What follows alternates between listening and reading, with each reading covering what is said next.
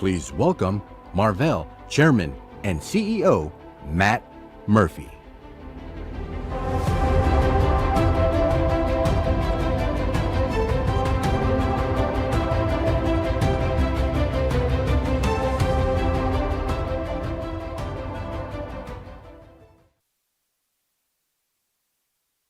It's great to be here to kick off day one at COMPUTEX, and it's great to be back here in Taiwan.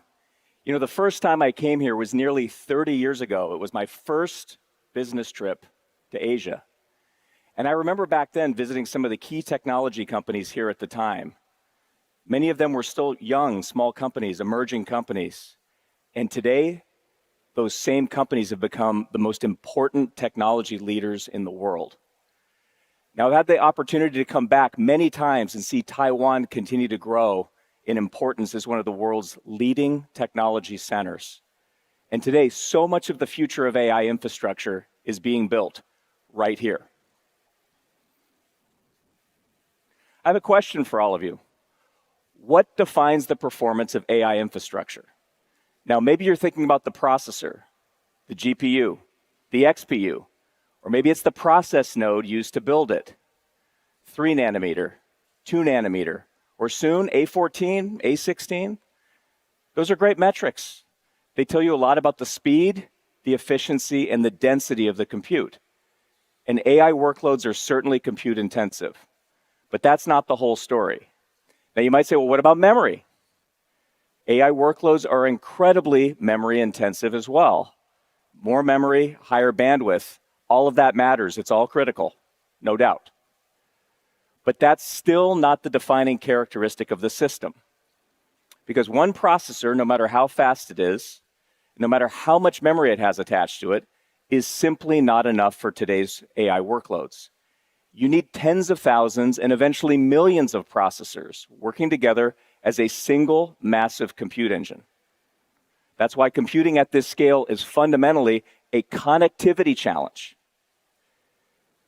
And increasingly, it is the architecture and characteristics of connectivity that defines the performance of the system. Now look, we've seen incredible breakthroughs in accelerated computing, and we've seen the emergence of high bandwidth memory to meet the AI challenge. But I'm here to tell you, the next major wave of innovation and scale will come from the underlying connectivity of these systems. And as those connections move from copper to optical, they will unlock new architectural possibilities. So today I'm going to explain why connectivity is becoming one of the defining characteristics and challenges of the AI era, and why this technology transition matters to optics. Now, this isn't something far out in the future. It's happening right now, this year, next year. We're in the ramp. And at Marvell, we've been preparing for this moment for nearly a decade. We built the company very deliberately around the infrastructure required to move data at massive scale. And to understand why we made that bet, let's go back in time, 10 years ago when I joined Marvell as a CEO. So prior to Marvell, I spent 22 years at one company, Maxim Integrated Products, which was a leading analog semiconductor company. And one of the unique things about working at an analog company is that your products go into virtually every piece of end equipment, every electronic system, every end market in the planet. So over those 2 decades, I had a front row seat to just about every major technology trend. First personal computing, then notebooks, digital still cameras, smartphones, eventually data center. And I watched wave after wave of technology reshape the whole industry. So I joined Marvell. And I didn't start off actually thinking about, well, what products do we have? I reflected on where the industry was headed. And it seemed clear to me, even at that time, back in 2016, that the next major growth cycle for semiconductors in the world really was going to be driven by the data platform companies. Back then, it was still the same ones as today, companies like Google, Amazon, Microsoft, Meta. And more specifically, the semiconductor technologies that were required for those markets to move data, store data, process data, and secure data. Do it at massive scale. That was the vision we had. But when I looked at the products we had at that time, very few of these were actually exposed to that trend. It was kind of a problem. Less than 10% of our revenue 10 years ago was coming from data center. That's it, a couple $100 million. But more than 60% of our revenue back then was coming from consumer. And so it was an exciting time. We were in virtual reality headsets. We were in gaming consoles, streaming devices, wearables. In fact, our claim to fame back then was Marvell was designed into the first Wi-Fi connected Barbie dream house. That was our big design win. It was real. In fact, the first week I was at Marvell, the team briefed me on what a great design win this was. So that's where we were. So we had a vision. There was a pretty big gap, though, between the reality that we were facing and where we saw the industry heading. But we had conviction. So we decided to bet the whole future of Marvell on it. So to do that, we needed a clear vision. And our vision at that time was pretty simple. And by the way, this is still the same vision that we have today, 10 years later, which is build a best-in-class, pure-play company focused on semiconductor solutions for data infrastructure. Now, at that time, data infrastructure was not a recognized market category. It was the term that we used to describe the infrastructure that was going to be required to move the world's data, store the world's data, process the world's data, and secure it. But like I said, we were not in that business yet. And frankly, we didn't even have a lot to work with as we went after it. We had some.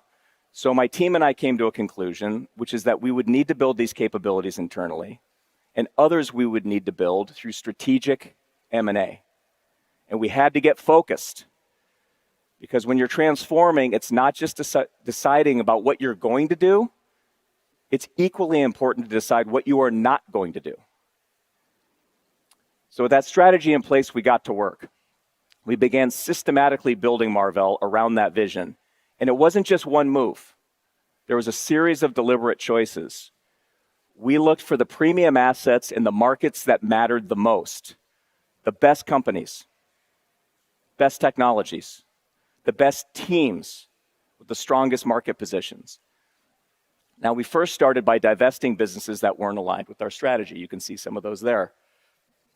Then very quickly, we acquired Cavium to strengthen our compute and networking capabilities. That was back in 2018. 2019, we divested our Wi-Fi business. Again, we were focusing. But we acquired Avera to establish our custom silicon business, and then Aquantia to bolster our connectivity portfolio. In 2021, we followed all that up by acquiring Inphi for $10 billion. It was our largest acquisition to date, and we got world-class data center connectivity technology into the company through that. And we acquired Innovium the same year, adding high-end data center switching capability to the portfolio. So then we took a break. We took a few years to digest and focused on unifying and building out our whole technology platform to address the data infrastructure opportunity. But over the last 12 months, we fired up the M&A engine again. We divested our automotive Ethernet business, again, power of focus, and acquired Celestial AI for its photonic fabric technology and XConn for scale-up switching. So if you add it all up, over the last decade, we've invested roughly $22.5 billion through acquisitions. We spent $18 billion organically inside of Marvell to develop the platform, and then we divested approximately $4.5 billion worth of assets. So all in, we've invested roughly $36 billion investing in this platform. Now, let me show you the result of some of these investments. First of all, we have built an incredible technology platform, and it all starts with the advanced process node. It's one of the most important decisions we made, actually, was to become a process node leader. Now, Marvell, Cavium, and some of the companies we acquired had all been fast followers, meaning you're like a node or two behind on everything you do. And that's largely a result of just not having enough scale. That's usually why people do that. But as we integrated these businesses, we made the decision that if we're going to compete in data infrastructure, we had to be at the absolute leading edge. No choice. Now, here's a little known fact. Marvell skipped 7 nanometer completely. We made a full node jump at that time from 14 and 16 nanometer all the way to 5. I mean, nobody does this. Nobody takes that kind of a risk or a bet, but we did, and it worked. It worked really well, flawlessly, actually. Our engineering team did an outstanding job executing this transformation. So in early 2020, we released our first world-class IP platform, complete with die-to-die interfaces, custom SRAM, high-speed SerDes, and more. Now, SerDes is a good example of how we built this platform. It combined Marvell's own core engineering strength with exceptional talent from Avera, Aquantia, Inphi, and others. Now, today, that is a 1,500-person organization at Marvell, second to none in terms of engineering scale and capability. So to support the process data portion of our mission, we built a best-in-class custom compute platform, working in deep partnerships with the world's leading hyperscalers. And that business has been doing very well for us. In store data, we built a whole portfolio of storage controllers, CXL-based memory poolers, and near-memory compute. But here's where we really went all in. And that was in data movement. And this is where our high-speed connectivity portfolio, and when you look at Marvell's data center business today, the vast majority of our revenue actually comes from connectivity. From high-speed optical interconnect inside the data center to long-reach optics between data centers to high-speed switching infrastructure. So today, we are the undisputed connectivity leader. And when you step back and look at what we built and where the market ultimately went, I think the results speak for themselves. So back in 2016, Marvell was a $2.3 billion company. As we embarked on the transformation, actually in the first 5 years, we doubled the company, $4.5 billion in revenue. Over the next 5 years, our growth accelerated. And according to consensus estimates on Wall Street for the current year we're in, we're set to grow about 2.5 times over the last 5 years to $11.4 billion. But in the recent couple of years, if you actually drill down, Marvell has been growing like 40% a year. So the growth rate is actually accelerating in the last few years. So at this point, Marvell is off to the races, okay? And based on the outlook that we shared in our earnings call last week, consensus estimates have come up, and they expect us now to deliver $16.4 billion in revenue next year. So as I said earlier, when we started this journey, data center represented less than 10% of our revenue, and we bet the farm on it. Last quarter, it was over 75% of our revenue and growing very rapidly. So this is a very different company than we used to be, and the thesis is largely played out. But we're still in the early innings of this infrastructure build-out. The next phase is all in front of us. It'll have a different set of requirements, and that brings us back to connectivity. So for the past several years, as AI has created new demands on the infrastructure, we've seen the industry solve one major bottleneck after another. And first, it was compute. And the industry needed dramatically more compute to enable modern AI. And NVIDIA did an incredible job leading that revolution, and along the way became the world's first $5 trillion market cap company. Congratulations to Jensen and his whole team that's here. It's just a phenomenal result.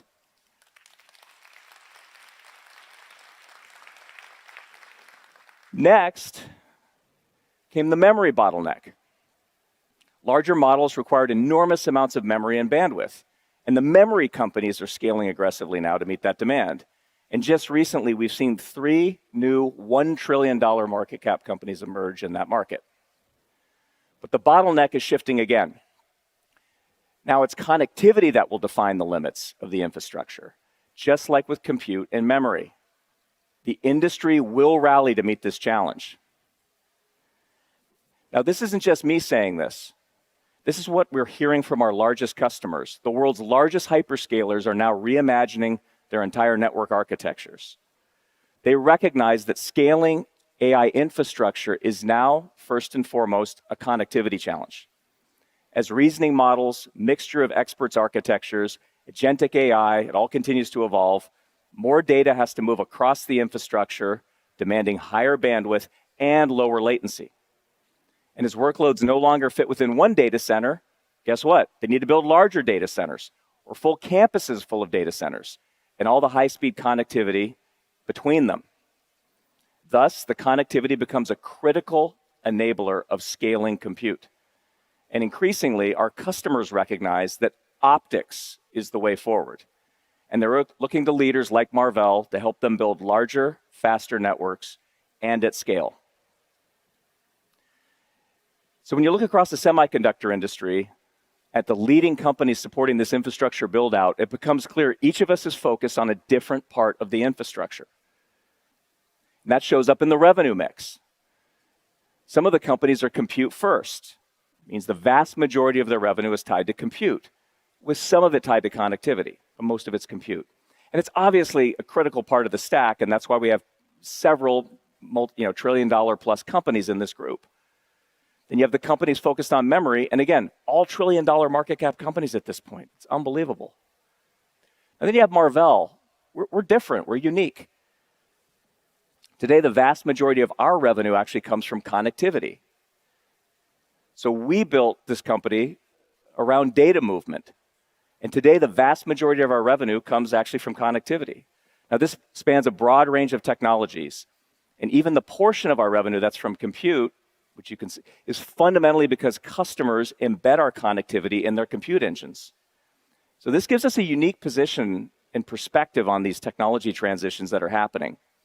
And it creates a very different relationship that we can have with the rest of the ecosystem. We partner deeply with the compute companies. We partner deeply with the memory companies. These are very strategic relationships. And in many ways, we are the Switzerland of the industry, and we work with everybody. Now, one of the best examples of the role that Marvell plays in this ecosystem is the recently announced strategic partnership and expansion with NVIDIA. And as part of this announcement that we made a few months back, NVIDIA invested $2 billion into Marvell. And we're expanding our partnership now across multiple dimensions, including optics, photonics, NVLink Fusion. And I'm thrilled to announce that Jensen himself is here today. He's going to join me on stage. We're going to spend a few minutes chatting about the partnership, and we're going to see where AI infrastructure goes from here. So with that, let me please welcome to the stage Jensen Huang.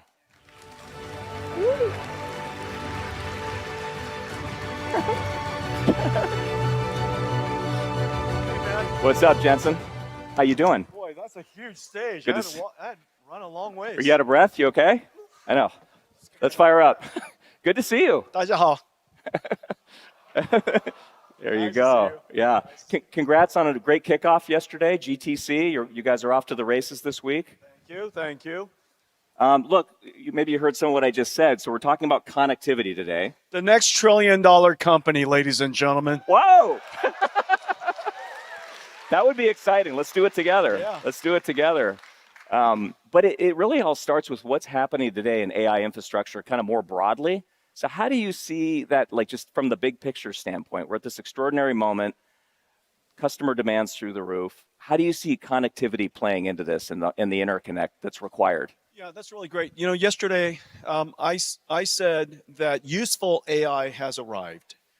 It's the reason why your demand is going through the roof. It's the reason why my demand is going through the roof. Yeah. And this new computing pattern that makes it possible is called agents. And these agents has a particular computing platform, a computing pattern that is disaggregated and distributed. Mm-hmm. When you take a computing problem and you disaggregate it into a lot of parts and you distribute it across the entire data center, what's necessary is connectivity. That's the reason why Matt's doing so well. That's the reason why Marvell is so essential. We've distributed and disaggregated computing so that it runs across these enormous clusters so that we could get, we're aggregating the total compute, the total memory, the total bandwidth that we have. And what makes it possible is connectivity. Yeah, we're seeing it. And then as That's you think why about, they're going to be the next trillion-dollar company. We got a little work to do, but we're on our way. We're on our way. Thank you, Jensen. Well, let's talk about scale. I mean, we used to talk about tens of GPUs and CPUs and XPUs connected, now thousands, now maybe millions at some point. So as you scale the compute and you scale the connectivity, I think we talked about things like agents, but how do you think about that, across data centers, within data centers? How do you think about connectivity at large playing that role? And what kinds of technologies do you think are important there? Well, at the foundation of it, the agent computing pattern requires an orchestration system that allows the large language models, the computing, to be able to think and reason and come up with plans. But it also has to use tools and browse the internet, access memory, access long-term memory, deal with short-term working memory. All of that requires a lot of connectivity. But it's also the case, and if you look at the way we introduced Vera Rubin, Hopper was designed for training. Yeah. Grace Blackwell introduced NVLink 72, our first scale-up fabric. It introduced the idea of extremely fast inference for MOE models that are very large, mixture of expert models that are extremely large. And so Grace Blackwell was for inference. Vera Rubin is to run agents, which is the reason why the Vera Rubin system includes, of course, the Vera Rubin thinking AI, but it also includes Vera CPUs for orchestration. It includes Vera CX for storage acceleration, for managing long-term memory. And the way that I think about these systems, sometimes maybe the CSP wants to design their own custom chip. And between us, we also partner together on NVLink Fusion, which makes it possible for you to use the same system architecture and with Vera Rubin inside, some of your semi-custom chips, a lot of your interconnect, silicon photonics and optics and technology such, and we can create essentially a disaggregated, distributed, and heterogeneous data center. And so that's the big idea. Yeah. And yet their system architecture is identical. Their networking technology can leverage a lot of NVIDIA stack. The CPU could be Vera, and yet it can leverage a lot of your stack. So NVLink Fusion is about taking NVIDIA's technology and our platforms, Marvell's technologies and we fuse it. That's why it's called Fusion. Yeah. No, I think about the partnership, and we've been working together a long time. I think memorializing it with the investment, which we really appreciate. I think it's been huge for us. We're honored to have it. Who doesn't love making money? It's nice to give. It's done well since you invested. Boy. So, when Jensen invests, I love just follow getting him. rich. Just follow him. Give Matt all my money and just watch him make money. That's what I'm doing every day. I love that. That's what I'm doing every day. But I think these things you talked about, which we brought to fruition, NVLink Fusion, working together on optics. I mean, I think the era of agents and kind of your new platform now, I think it's ideally suited. I mean, NVLink Fusion, we had this idea years ago, right? But I think it was a little ahead of its time. And now, and I wanted to see if you agree, when you think about kind of your platform and then some of the custom networking and compute needs that our customers have, and the ability and the need to interoperate and work together, it seems like the time is now between Marvell and NVIDIA to really go enable our customers to have that flexibility that they're looking for and really use the era of agents to scale our platforms together. Yeah, ultimately, I do think that if you buy nothing but NVIDIA, it's okay. Okay? I mean, if you absolutely must design your own ASICs, we're still happy having NVIDIA be inside that data center. And so, you don't have to buy everything from us. Just buy something from us.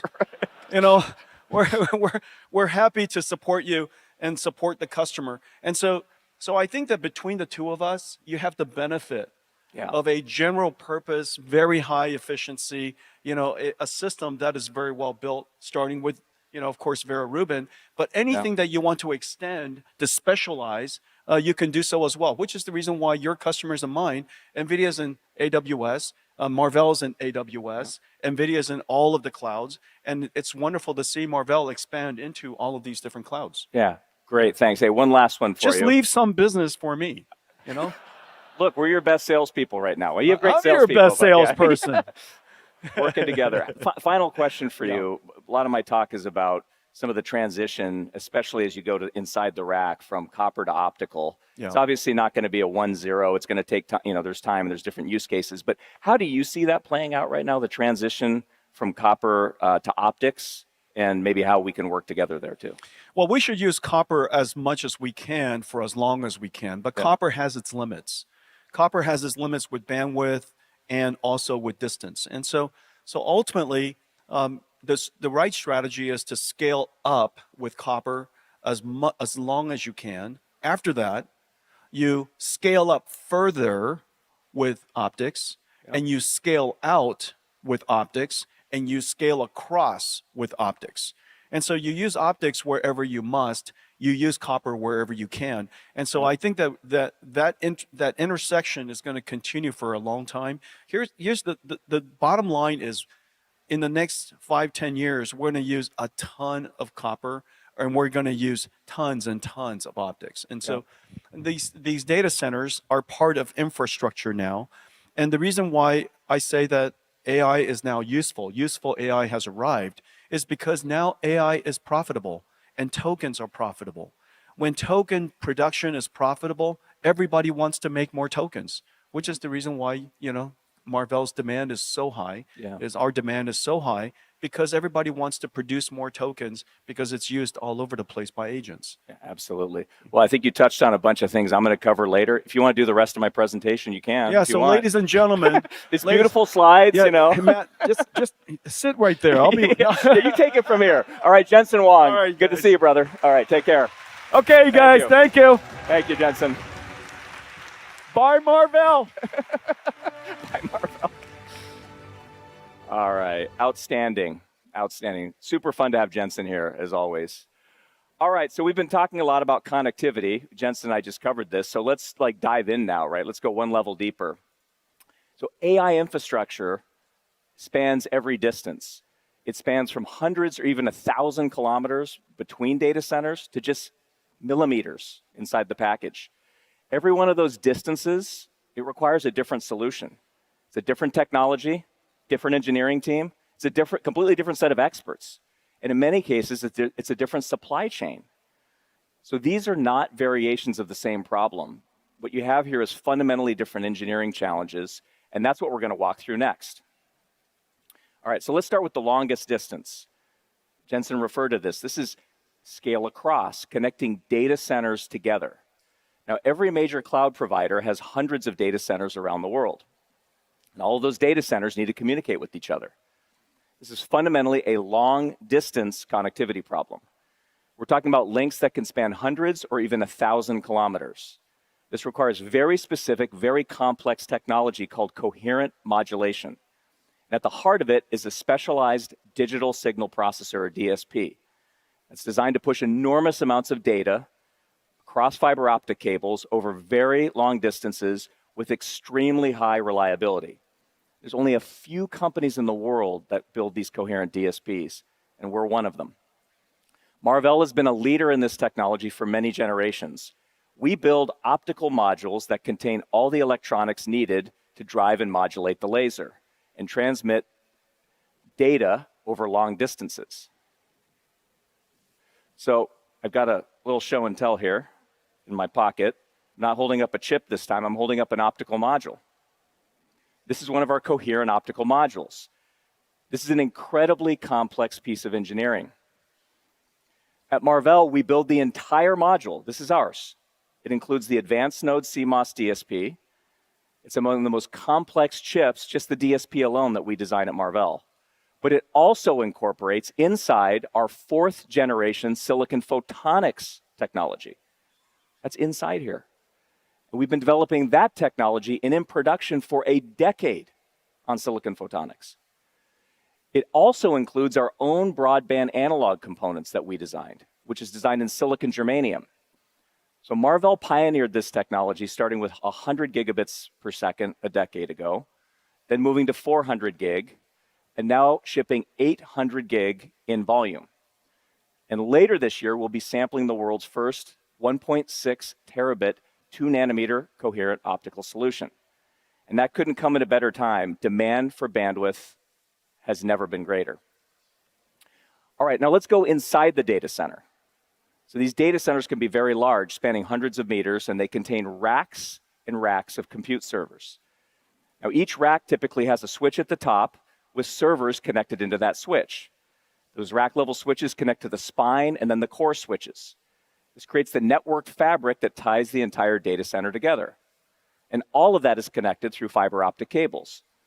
Now, once again, optical modules drive data transmission over those fiber optic cables. But this time, the modulation scheme is different. Instead of coherent technology, we use a more power-optimized modulation technology, which is called PAM4. So the two key semiconductor solutions for this part of the market are the PAM4 chipset inside the module, and then the cloud switching infrastructure that ties the data center together. Marvell builds both. Starting with the PAM4 chipset, we build the industry's leading PAM4 DSP solution. And also the high-speed analog components that go around them, including transimpedance amplifiers or TIAs and laser drivers. These are also in silicon germanium, by the way.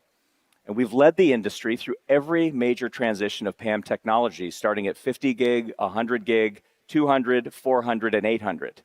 Then last year, we began ramping Marvell's 1.6T 3-nanometer PAM4 solutions, leading the industry's transition to 1.6T connectivity. Now, for Ethernet switching, Marvell has a similarly complete portfolio of products, from 12.8 terabits to 51.2 terabits.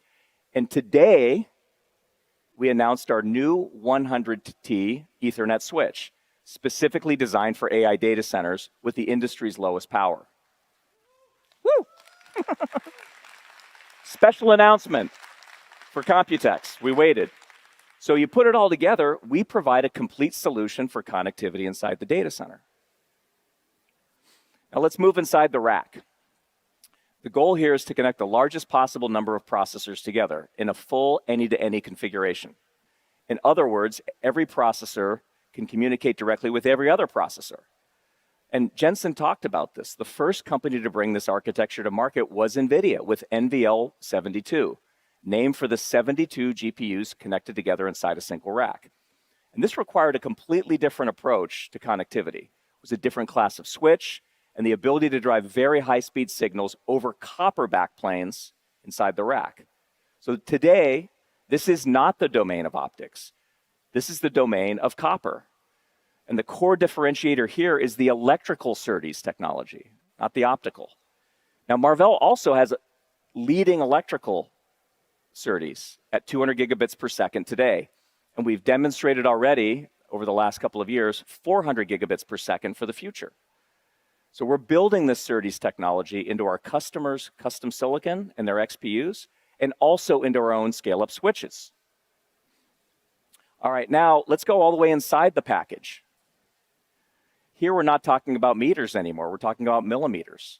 And you might not actually think about this as a connectivity challenge, but today, most advanced chips have multiple chiplets inside the package. So when you have 2.5D or 3D packaging, it's fundamentally a connectivity technology, actually. And it allows these chiplets to sit very close together inside a package and communicate through ultra-high-speed, short-reach die-to-die interfaces. Now, Marvell has leading die-to-die SerDes and leading capability in advanced packaging, allowing our customers to build some of the most complex, unique multi-die chips in the industry. So as you can see, connectivity for AI data centers requires a very broad portfolio of technologies. Each distance requires a very different solution. And Marvell has the industry's most complete portfolio, from millimeters to kilometers, every hop, every distance. And it turns out having all of those capabilities under one roof is unusual. It's unique. When we go and compete, normally there's a different set of companies that we compete against in each one of these categories across these different distances. But this is what makes us unique. We're the one-stop shop. We're the leader across the entire connectivity stack. And that brings us to the next major challenge facing the industry. So what you probably notice as I describe these different solutions in the last couple of slides is there's different solutions for different distances, and that some of those connections today are optical and some of those connections today are electrical. And it's actually defined by distance. And so the connections on the left side of this chart are optical today. That means they use fiber optic cables to transmit light with complex electronics on either side of the cable to drive and modulate the laser that's transmitting that light. The connections on the right side of this are electrical. So they use copper cables or just copper traces that are printed on the circuit board, or even microscopic copper routing inside the package. So the common theme here is copper. And in the middle, you see the wall, the copper wall. And the wall is defined by the longest distance you can transmit a signal over copper. So before you have to move to an optical connection. So this is an important distinction because copper is simple and it's low cost. And as Jensen said, you want to use it for as long as you can. It's very practical. But optics is more complicated. It requires lasers, photonics, complex electronics. So it's a bigger lift, but it's going to be needed. And the copper wall, what I'm here to tell you today, is it's about to move. It's going to move again, and it's going to take over the rack itself. So this is creating an explosion in demand for the optical industry. Incredibly complex engineering challenges are coming and along the way. So why is this happening? So it's not just somebody's preference to go do this. This is physics.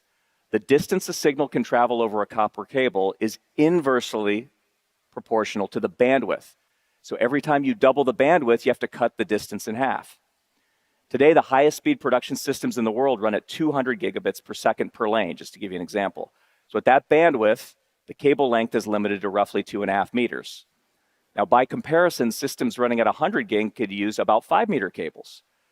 And the height of the rack is about 2 meters. So once you account for all the routing inside the rack, 2.5 meters is right at the limit. So when we move to 400 gig, we can no longer fully connect the rack with copper. So the wall is moving, and it's moving now. And going forward, even the connections within the rack will become optical, and the whole industry knows this is coming. So we've been preparing for this moment, not just Marvell, but the industry. And you see this in Taiwan, by the way, in the supply chain and the ramp up that's happening. The ramifications for this are actually enormous because each time the wall moves one step to the right, the number of connections that you have goes up by at least an order of magnitude. So it's creating this explosion in demand, as I mentioned, and the optical supply chain needs to scale up massively and be ready. But we've seen this movie before, okay? I mean, 20 years ago, and I remember this when state-of-the-art was 10 gigabits per second inside the data center. It was 10 gig.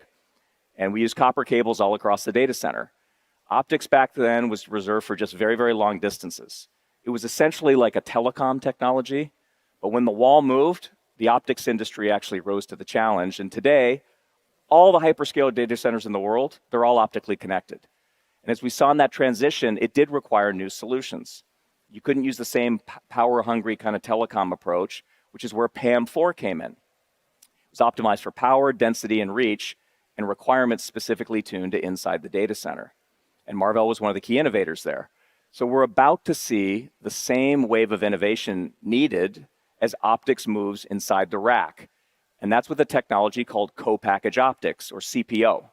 You hear a lot about this now. I'm going to tell you more. CPO is a technology where we bring the optical connections all the way to the package itself, right next to the compute, either the custom compute or the switching silicon. And the fundamental challenge we're solving with CPO is density and power. Now remember, the number of connections inside the rack is like 10x the number of connections between the racks.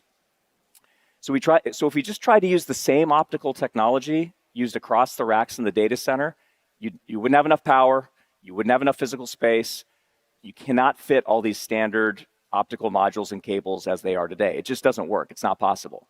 So the industry has been inventing this co-package optics concept, which brings the optical fiber right to the package, and it tightly couples the electronics that drive the signal over the fiber directly with the custom compute or switching silicon.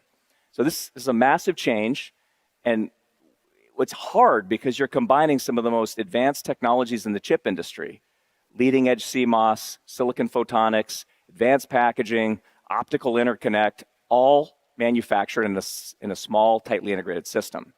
So the complexity is very high, but it's the only way to continue scaling bandwidth and overcome this limitation that I talked about with copper, while reducing power at the same time.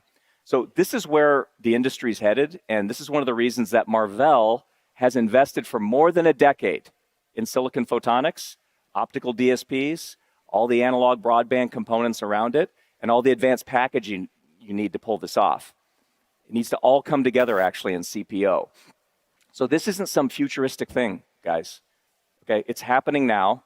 And in fact, I brought a couple of Marvell examples with me today, so let's do a quick show and tell. Okay, so over here you have a traditional Ethernet switch. This is our 100T Teralink switch that we announced today. And you guys are the first to see it, actually, everybody here in the room. You can see the switch in the middle of the board. Copper traces inside the PCB carry the signal to the front panel, which is here, and this is where all the optical modules plug in. Now, let's move over here. This is a CPO-based switch right here. Now, notice that there's still the switch silicon in the middle. That's right in the center of the die, of the package. In this case, this is our 51.2T switch, and all around the edges are 16 3.2T optical engines. So the 16 times 3.2, you get 51.2. So this is the fibers directly attached now to these engines. It's not to the front panel. So we've completely eliminated the copper traces on the PCB. Light comes directly out of the package. Okay, this is a very, very complex piece of engineering, and it was very cool to be able to show this off today. Okay, so co-package optics is here, and the industry is scaling up to meet the challenge. And as we've seen time and time again, every time we reach a physical barrier, we break through it with technology and innovation. In this case, by replacing copper with fiber, because unlike electrons traveling over copper wires, the distance that photons can carry a signal through glass is largely unrelated to the bandwidth. So as AI infrastructure demands even higher transmission speeds and needs to scale to larger and more complex systems, spanning millions of processors woven together now, not thousands or hundreds, optical connectivity will increasingly become the de facto solution. So the real question becomes, what does it take to deliver optics across the full AI infrastructure stack? What's it going to take? Well, it starts with recognizing there is no single technology for the entire data center. It's not how this works. There's no one-size-fits-all. There's no one-size-fits-all solution. There's no shortcuts. There's no easy way to the end here.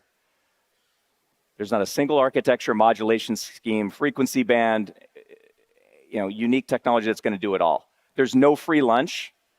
That's why we are pursuing a bunch of different unique optical paths across every distance to get here. Each one of these technologies that I have up here is optimized for a different design point. Each one enables a critical part of the infrastructure and addressing different requirements for density, bandwidth, and power and integration all across the stack. So if optical interconnect is the underlying technology for which next generation AI infrastructure is built, then Marvell is building the broadest portfolio with the deepest bench in the industry. But no company can deliver this transformation alone. And as Jensen talked about earlier, right, it takes an ecosystem to get here.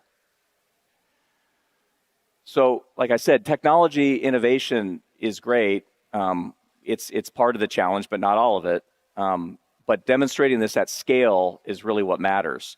And at this point, if you're just operating on a PowerPoint or a demo, POC, press release, it's not going to get you there.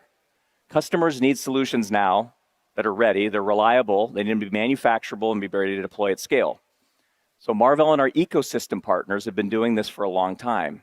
We've already shipped hundreds of millions of DSPs. We've accumulated through our volumes tens of billions of device hours of data in the field. This experience matters because these products have to work, not just in the lab, but in the world's largest data centers at very high volume and very reliably for years. So that requires investing ahead in the manufacturing ecosystem. You've got to build the capacity and the supply chain infrastructure before the market arrives. This is why the ecosystem matters so much. And it matters a lot here in Taiwan, by the way. Now, one of our most important partners at Marvell in this journey has been Advanced Semiconductor Engineering, or ASE. Now, ASE is one of the world's leading semiconductor manufacturing companies. They have more than 100,000 employees with operation in Asia and actually all around the globe, with a decades-long track record of helping enable pretty much every major technology transition we've gone through in the semiconductor industry. Now, leading ASE through this period of transformation is someone that I know quite well. He spent more than 25 years helping shape both the company and the industry. Today, I'm thrilled to have my next guest speaker come up, which is ASE CEO, Dr. Tien Wu. Tien, please join me on the stage. Thank you.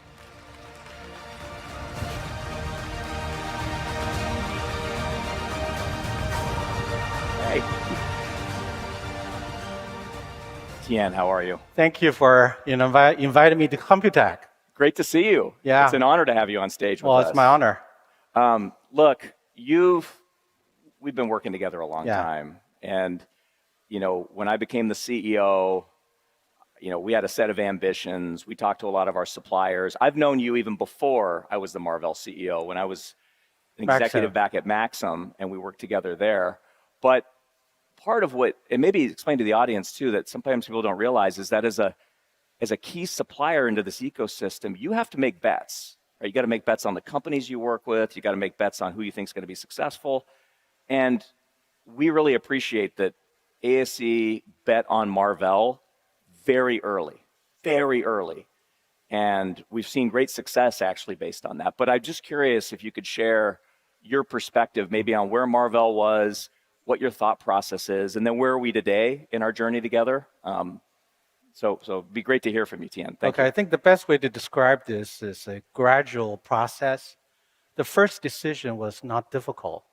Marvell, fabulous company, has a very good reputation, has gone through a lot of transition. So the track record of Marvell has already been there. The product set was a little bit obsolete at the time when you joined. So the first one is the business model needs to be aligned. Taiwan, ASE, is in the manufacturing sector. So we're looking for bet, not only on betting on your success, we're also betting on somebody who can provide the insight for the next generation architecture and also the technology requirement. As you know, the Taiwan company invest infrastructure and CapEx 10 years ahead of time, big bet. We're only counting on whatever capacity we put it in will be needed and will be utilized. Right. That's how we make money. Right. So betting on company that we believe will give us very good insight well into the future becomes very important. So that's how the decision was made at the very beginning. And for the last 10 years, I'm just really happy.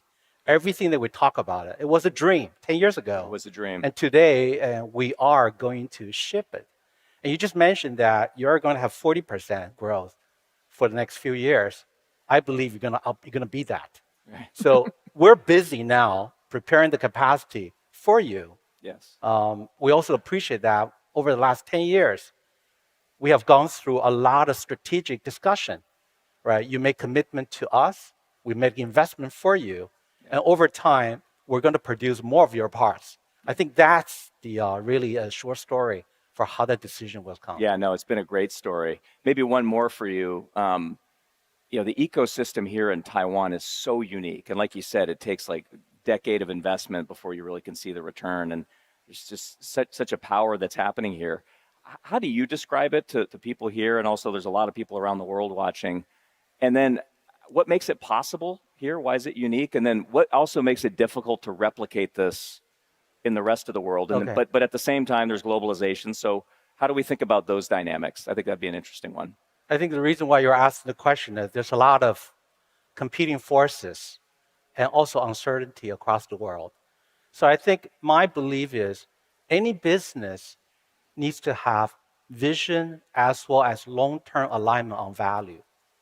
So in the business model, the whole Taiwan sector is built on capacity utilization and also innovation and technology investment way ahead of the curve. That's what Taiwan's value. So with the fabulous company or with specific IDM company, that business model aligns. Beneath that will be the economy of scale. Taiwan accumulated 40 years based on the PC transition to the wireless, to the mobile computing, to the data center. Now we're into HPC.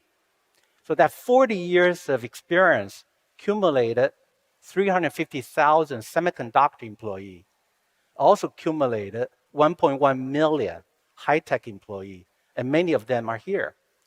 That experience becomes extremely valuable combined with the economy of scale as well as the cluster efficiencies.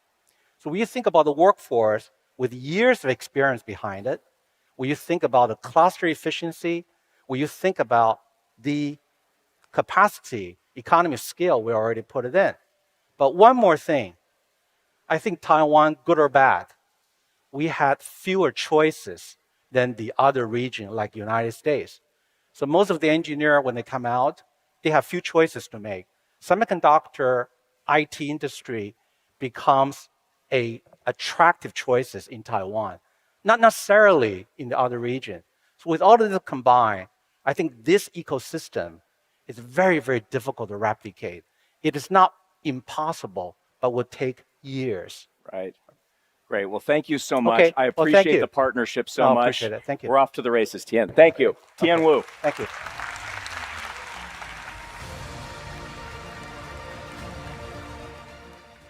Okay. So, like we said, the future of AI data centers is all optically connected infrastructure.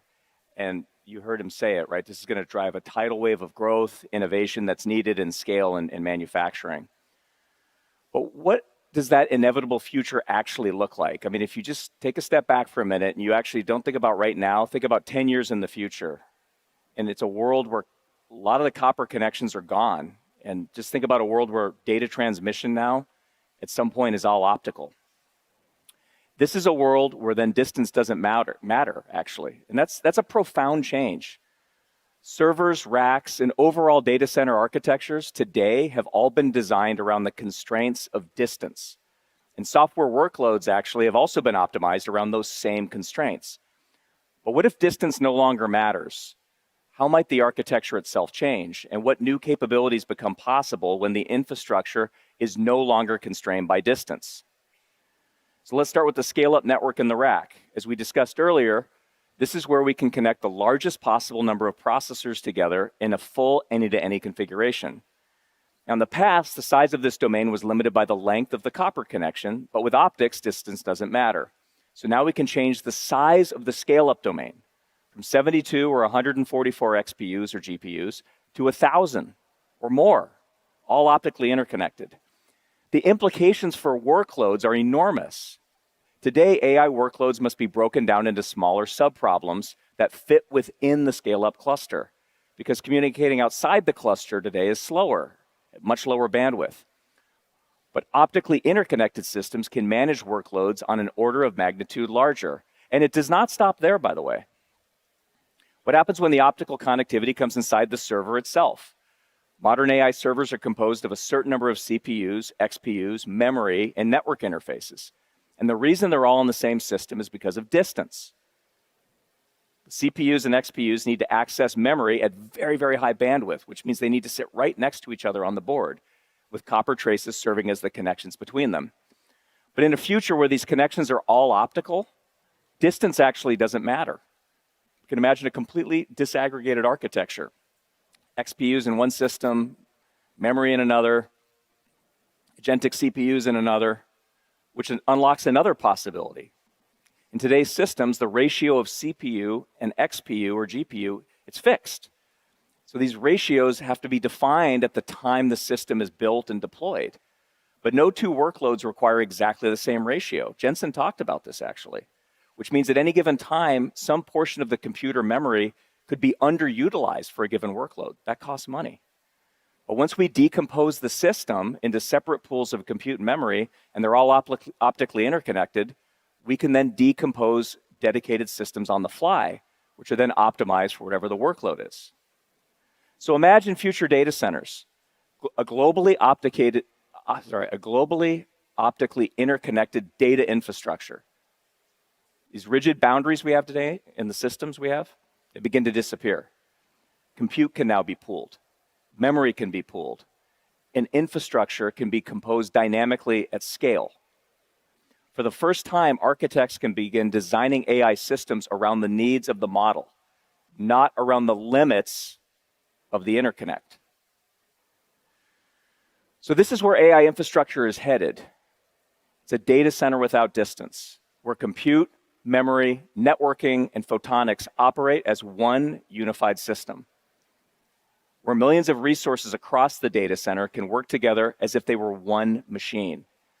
An architecture defined by the needs of the workload, not the limits of the connectivity. We believe this is the next era of computing infrastructure, and Marvell is helping build the connectivity foundation that will make all this possible.